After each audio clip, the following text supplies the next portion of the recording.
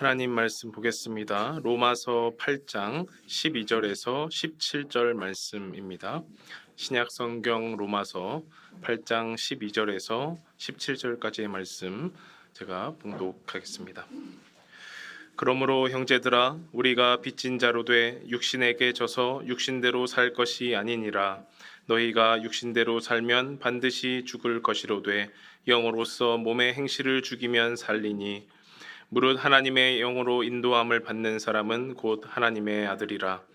너희는 다시 무서워하는 종의 영을 받지 아니하고 양자의 영을 받았으므로 우리가 아빠 아버지라고 부르짖느니라. 성령이 친히 우리의 영과 더불어 우리가 하나님의 자녀인 것을 증언하시나니 자녀이면 또한 상속자 곧 하나님의 상속자요 그리스도와 함께 한 상속자니 우리가 그와 함께 영광을 받기 위하여 고난도 함께 받아야 할 것이니라. 아멘.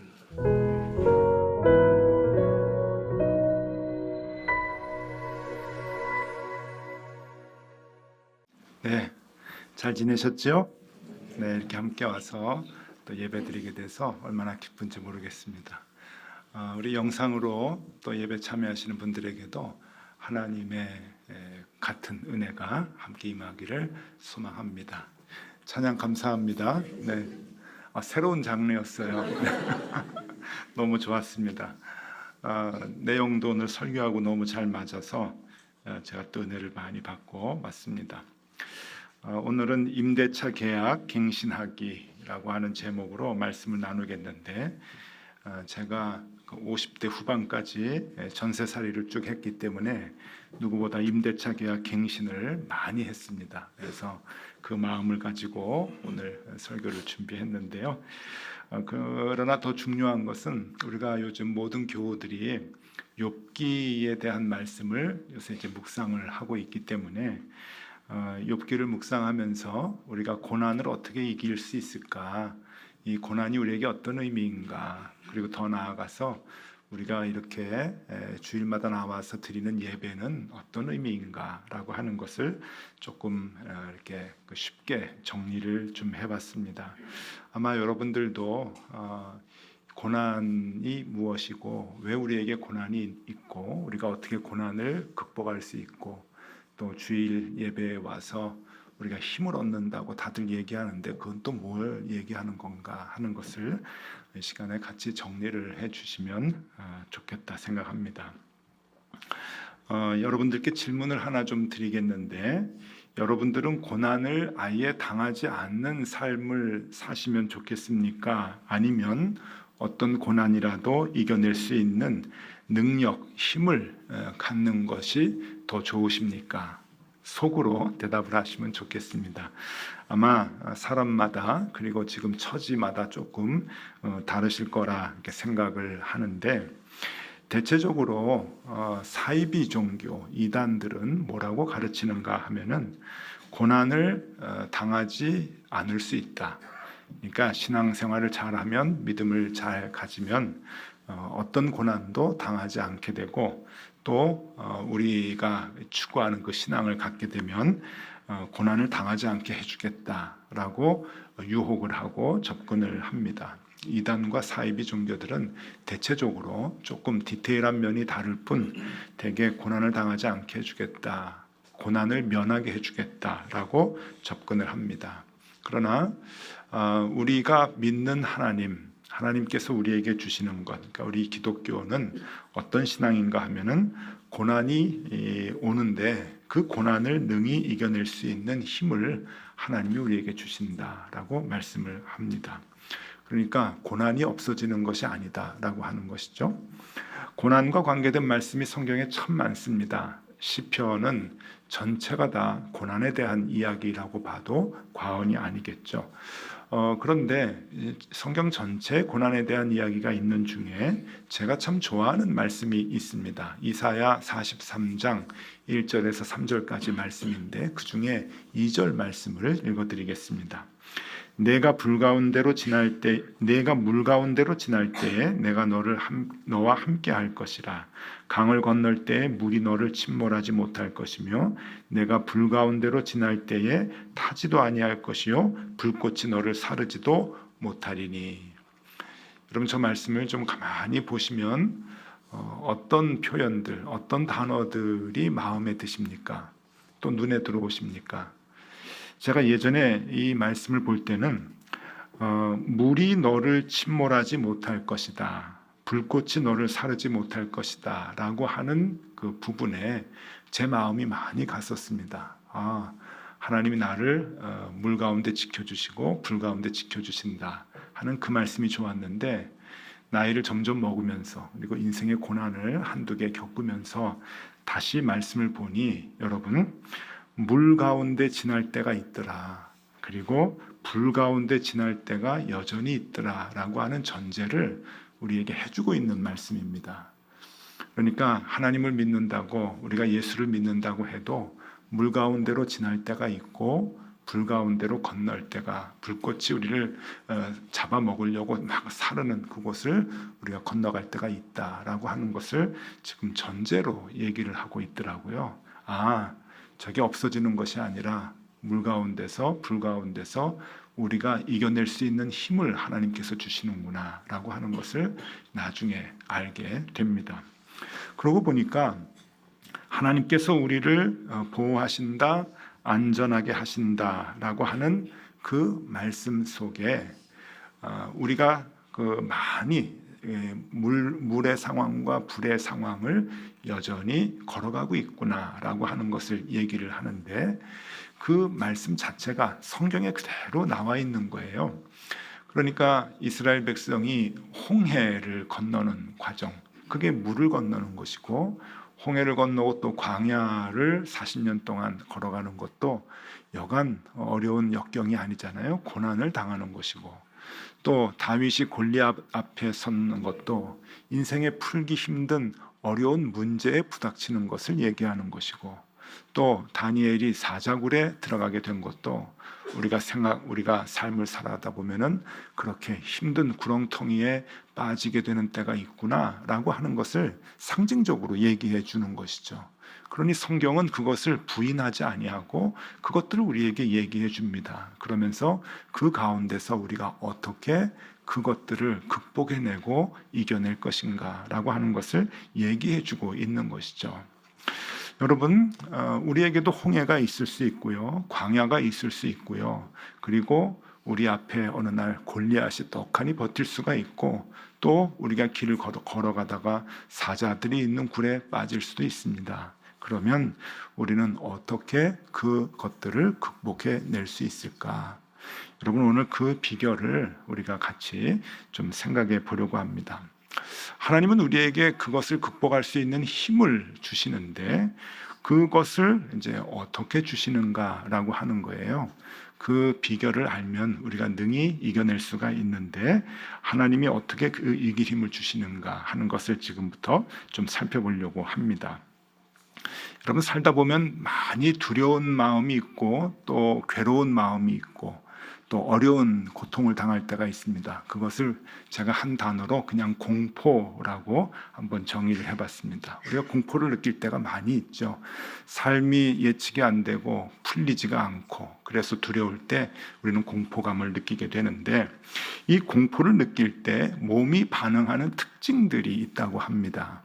의학적으로도 이제 얘기를 하는 건데요. 공포를 느낄 때 몸의 특징, 여러분들이 지금까지 살아오시면서 하다못해 공포 영화를 보면서도 공포를 느끼잖아요. 그럴 때 이제 몸이 이제 반응을 하는 것들이 나오는데, 한번 여러분들의 경험과 맞는지 안 맞는지 살펴보시면 좋겠습니다. 첫 번째, 심장 박동이 빨라진다, 호흡이 가빠진다, 동공이 확대된다, 소름이 돋고 털이 쭈뼛 선다, 식은땀이 난다. 이게 사람이 갑자기 공포를 느낄 때 몸이 반응을 하는 거랍니다. 그래서 조금 좀 알아보니까 의학적으로 설명하기를, 심장이 갑자기 온 몸에 피를 엄청난 양으로 공급을 하는데, 뇌 쪽으로는 조금 공급을 하고 평상시보다 작게 공급을 하고, 온 몸으로는 엄청난 그 배율로 피를 공급을 하는데, 이 뇌가 정상적으로 작용이 안 된답니다. 이성적인 판단이 안 되고. 그래서 뇌가 명령을 하는 것 이전에 이 손발이 막 땀이 나고 털이 막 삐쭉삐하게 서고 호흡이 가빠지고 이렇게 몸이 반응을 하는 것이라 그러더라고요. 이것이 이제 공포 영화를 볼 때면은 그래도 괜찮은데 좀 끝나겠지 하는 그런 마음이 있잖아요. 근데 삶에서 두려운 일과 공포 같은 그러한 일들을 이제 맞닥뜨릴 때는 정말 이거는 굉장히 큰 어려움과 고통이 따르겠죠. 이 공포를 느낄 때 뇌가 주는 명령이 아니고 몸이 반응하는 표정을 한번 좀 보도록 하겠습니다. 한번 보시면은요. 네. 저게 그 공포를 느낄 때의 얼굴의 그 사진입니다. 그 사진을 지금 보정을 조금 해서 저렇게 일러스트 같이 좀 그렇게 표현을 한 건데, 이게 공포를 느끼면 이제 저렇게 나도 모르게 놀래고 이렇게 그 정말 기가 막힌 그 표정을 이렇게 짓게 되는 거죠. 자, 그 다음에 이제 공포가 아니라 삶을 살아갈 때 재밌는 일들이 참 많아요. 근데 그 재미가 밋밋한 재미면은 별로 재미가 없습니다. 재미가 없어요. 그래서 더 스릴을 느끼려고 사람들은 많은 이제 그 일들을 이제 하고 많은 그 더 스릴을 느끼는 것들을 이제 찾아서 다니죠. 그래서 이제 재미를 이제 느끼게 되는데, 재미를 느낄 때도 몸에 반응이 있다고 합니다. 재미를 느낄 때 몸의 특징. 여러분들이 지금까지 살아오면서 여러 가지 재미를 많이 느끼셨을 텐데, 그 재미를 느낄 때, 재미를 많이 느끼면 느낄수록 몸이 반응을 하는데, 여러분들이 느끼셨던 거하고 한번 비교해 보시면은 좋겠다고 생각을 하는데, 한번 보시죠. 재미를 느낄 때 몸의 특징. 첫 번째, 심장 박동이 빨라진다. 두 번째, 호흡이 가빠진다. 동공이 확대된다. 소름이 돋고 털이 쭈뼛 선다. 식은땀이 난다. 예. 그렇죠? 여러분 경험 몇 번씩 해보셨을 거예요. 재미있다라고 할 때 이제 그런 이제 이 몸의 반응이, 이것도 뇌가 명령하기 전에 몸의 반응이 이제 오는데, 이 재미를 많이 느낄 때, 막 스릴을 느끼고 그럴 때 표정을 한번 좀 보여드릴게요. 표정을 보면 저게 재미를 느낄 때의 얼굴 표정입니다. 나도 모르는 사이에 얼굴이 그냥 저렇게 되는데, 저게 사실 무슨 사진인가 하면은요, 롤러코스터를 탄 사람들의 얼굴을 찍은 거예요. 그래서 이제 롤러코스터 막 하늘을 막 빙빙빙빙 돌 때 타고 있던 사람들이 그냥 놀래가지고 와 소리를 지를 때 이제 사진을 찍은 겁니다. 굉장한 스릴을 느낄 때 이제 그 표정을 짓는 건데, 우리 지금 살펴봤지만 공포와 재미가 같습니다. 한 끗 차이입니다. 그리고 몸의 반응도 똑같고, 그리고 표정도 똑같고, 다 똑같아요. 아마 생각해 보시면 다 인정하실 거예요. 공포, 재미 똑같아요. 근데 차이가 뭘까요? 왜 어떤 때는 공포라 그러고 어떤 때는 스릴 만점인 재미라 그럴까요?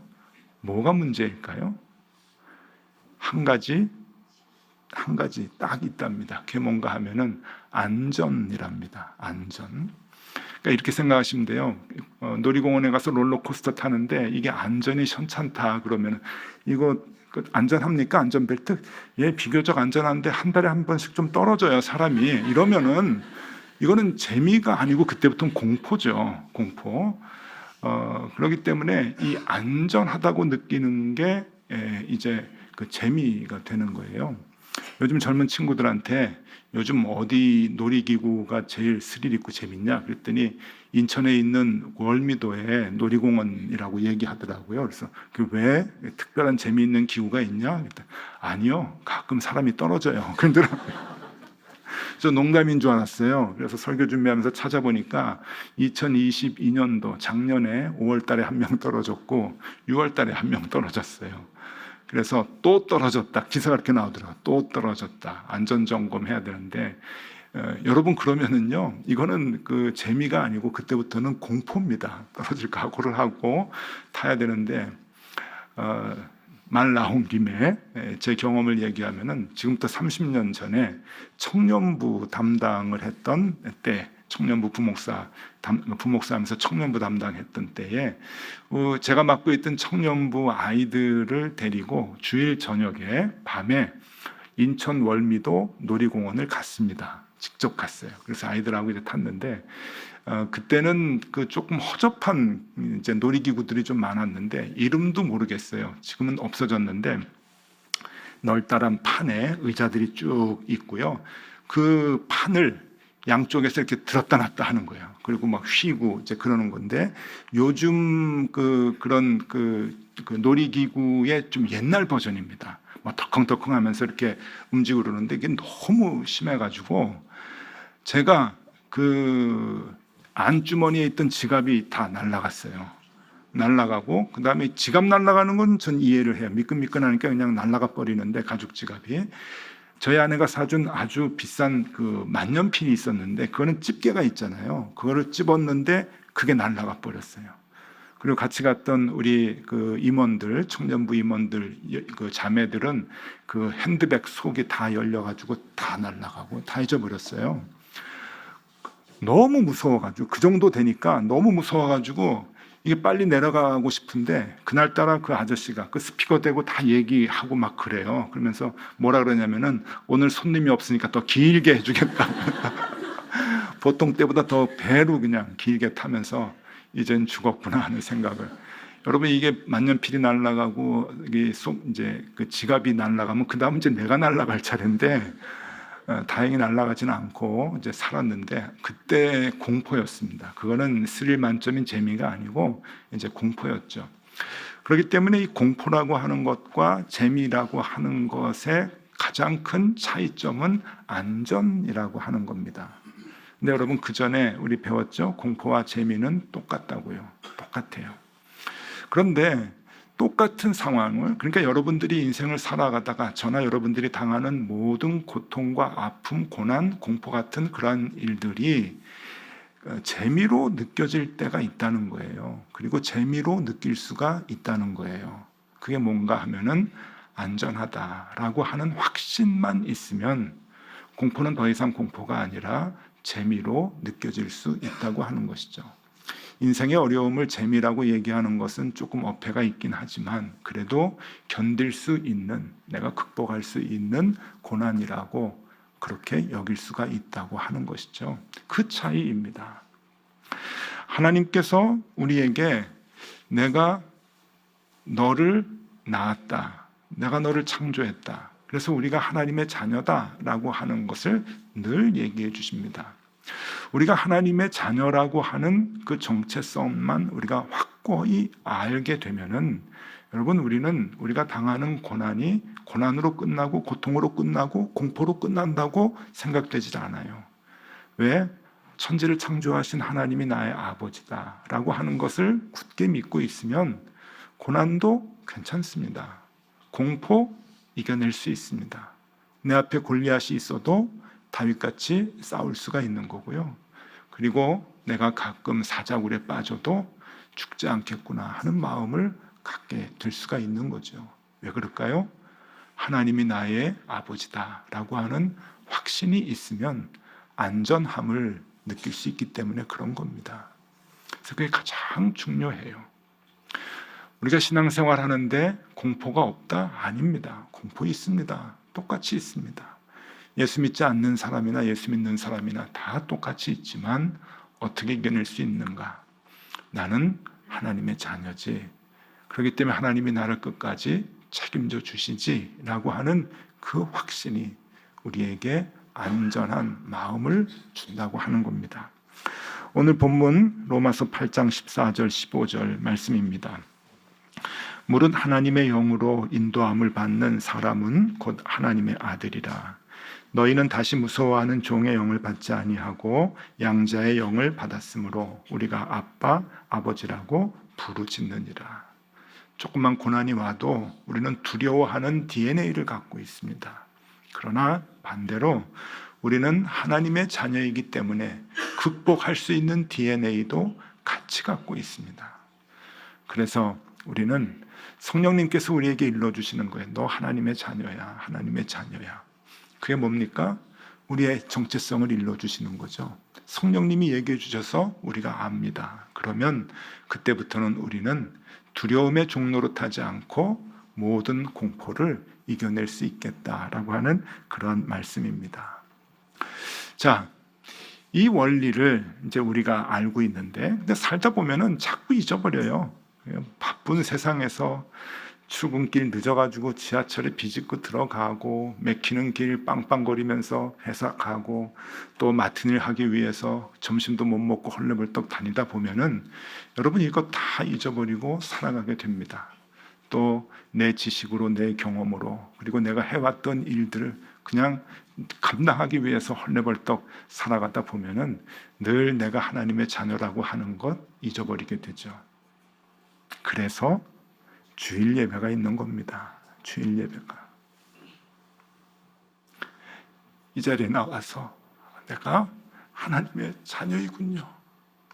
잊어버리고 살았습니다. 내 생각대로 분주하게 살다 보니 다 잊어버렸는데, 하나님, 내가 하나님의 자녀라는 거 또 성령님이 들려주시니 참 감사합니다.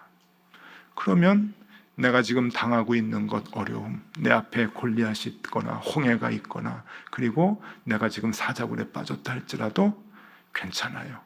극복할 수 있는 힘이 있어요. 그래서 우리가 예배에 오면은 새 힘을 얻습니다. 그렇게 얘기하잖아요. 어려서부터 얼마나 많이 들었습니까? 예배에 오면 하나님이 새 힘을 주십니다. 새 힘을 주십니다. 무슨 힘을 주는 거예요? 알 길이 없는 거예요. 예배 왔다고 무슨 힘이 돼? 저 그것 때문에 고민 많이 했거든요. 그런데 이게 맞는 말인 거예요. 예배에 와서 내가 잊어버리고 있었던 하나님이 나의 아버지시군요. 내가 주님의 자녀입니다. 라고 하는 것을 다시금 느끼고 깨닫게 될 때, 하나님, 문제 없어요. 지금 내가 당하는 거 이겨낼 수 있겠네요. 라고 하는 힘을 얻게 되는 것이죠. 여러분, 저는 제 나이가 지금 이제 올해 환갑인데 56대까지 평생을 전세를 살았습니다. 전세를 이제 살면은요, 아시죠? 2년에 한 번씩 전세 계약을, 재계약을 이제 해야 되는 거예요. 제가 젊어서는 전세 계약을 할 때 맞은편에 앉아 있는 집주인이 대개 저보다 나이가 많았어요. 근데 점점점 제가 나이를 먹다 보니까 최근에 전세 계약을 할 때는 저보다 나이가 한참 젊은 남자가 와가지고 전세 계약을 하는데, 조금 버르장머리가 좀 없는 사람인데 막 함부로 하더라고요. 집 있다고. 진짜 치사해서. 저는요, 그 성격이 좀 좋아서 그러고 소유 개념이 좀 없어서 그렇지, 저는 그냥 전세를 살건 월세를 살아도 살면 사는 사람이 주인이라는 생각이 있어요. 맞죠? 사는 사람이 주인이에요. 제가 2년 계약을 하면 2년 동안 제 마음대로 사는 거죠. 그래서 막 못질도 하고 내가 마음대로 색깔도 칠하고 그러고서 이제 살아가는데, 재계약 시간이 오면 조금 걱정이 되는 거예요. 이것저것 꼬리를 내려가지고 재계약을 하게 되는데, 제가 최근에 이제 재계약을 할 때 주인이 집을 보겠다 그러는 거예요. 집을 보고서 못 친 데를 다 확인을 하고 숫자를 세고 못 하나에 10,000원씩 내라 그러더라고요. 젊은 사람이. 그래서 이거 참 대단하다. 근데 이제 복덕방에서는 뭐 아무런 얘기를 못 하더라고. 좀 지나치긴 하지만 그래도 어쩔 수 없습니다. 뭐 주인이 그러면 그러는데, 하여튼 뭐 치사하다. 그리고 제가 이제 돈을 이제 줬는데, 그런데 여러분, 재계약을 할 때는요, 꼬리가 내려가요. 2년 동안은 이건 내 집이야. 이거 뭐 누가 뭐래도 내가 못 치고 색깔 칠하고 막 그렇게 살아도 재계약을 할 때는 분명하게 주인과 세입자가 구분이 됩니다. 거기서는 제가 주인 노릇 못해요. 그것을 제가 평생 경험을 하면서 제 나름대로 예배가 무엇이다라고 하는 게 정리가 되더라고요. 여러분, 예배는 임대차 계약 갱신입니다. 분명한 거예요. 평소에 우리는 일주일 동안 나가 살 때 그냥 직장에서 부대끼고 아는 사람들하고 사업하면서 부대끼고 장사하고 뭐 하다못해 우리가 뭐 살림을 하더라도 그냥 집안일로 부대끼고 그렇게 살아갈 때 매 순간순간 내가 하나님의 자녀입니다. 하나님이 나의 창조주이십니다. 그렇게 고백하며 살지 못합니다. 대체적으로 제가 목사이지만 목사인 저도 제 경험과 그리고 제 지식으로 모든 일들을 풀어가려고 애를 쓰죠. 그런데 일이 잘 안 풀립니다. 그러다가 주일에 와서 하나님 앞에 예배 드릴 때, 아, 내 삶이 내 것이 아니구나, 주인이 따로 있으시구나 라고 하는 것을 알게 되는 거예요. 그게 예배예요. 그러니 여러분들이 여러분 거라고 갖고 계시는 모든 것들은 다 하나님 것입니다. 인정을 하든 인정을 못하든 여러분 주인이 따로 있으세요.